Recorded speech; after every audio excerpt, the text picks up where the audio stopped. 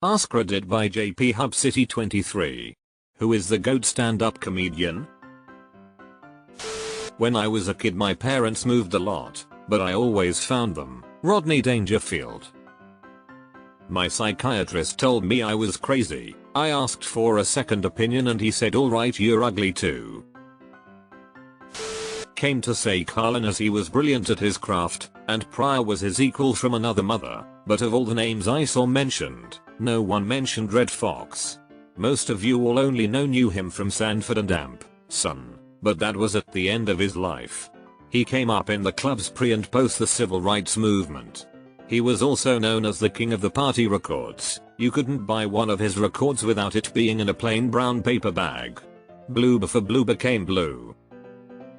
And there was also Uncle Milty, Milton Berle. Known not only for his raunchy comedy, but for also being well endowed.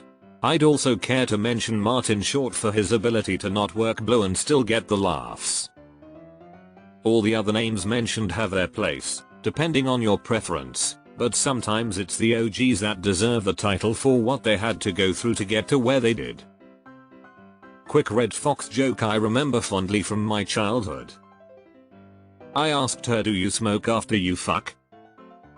She said I don't know, I never looked. Sean Locke. RIP.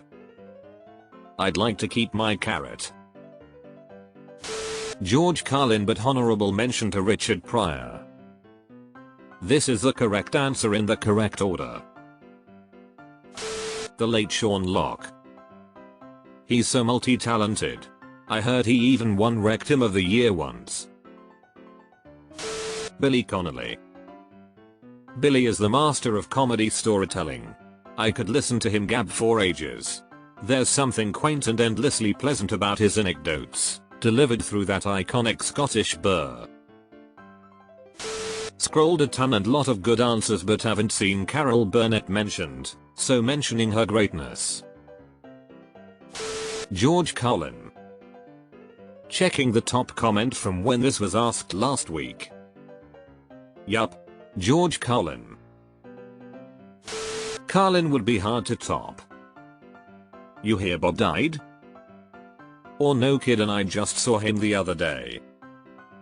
Yay. It didn't help. The fact that Carlin is both the number 1 and number 2 comment at the time I'm writing this should show something.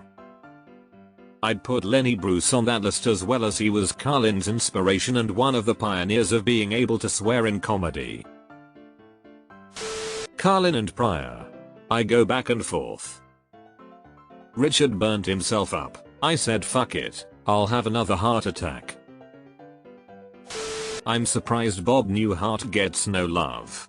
Go back and listen to his old comedy albums from the 60s. The man was genius. His 1960 album won 2 Grammys for Album of the Year and Best New Artist. Was he a push the edge of the envelope kind of comedian in the vein of Lenny Bruce, Richard Pryor or George Carlin? Probably not. He just made people laugh. Yes, Bob Newhart's stage comedic style is not currently in fashion, but his work was absolutely foundational. Mitch Hedberg used to be the GOAT. He still is, but he used to be too.